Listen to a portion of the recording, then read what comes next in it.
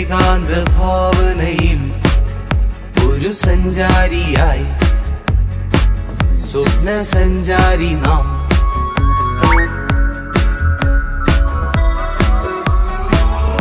എന്റെ ശിഥിലമാം ഓർമ്മകളിൽ പുകപടലം, ഏകാന്തമാം ചിന്തകളിൽ കടം കഥകൾ, ഉന്മാദമുളവാക്കും സഞ്ചാരങ്ങൾ, ഒരിലുപമയെ ഉപമിക്കാൻ ഉപവാസങ്ങൾ.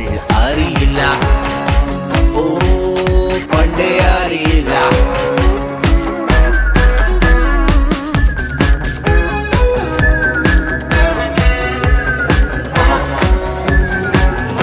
ഈ കടലിൻ ആഴങ്ങളിൽ ശുദ്ധജലകണം തിരയും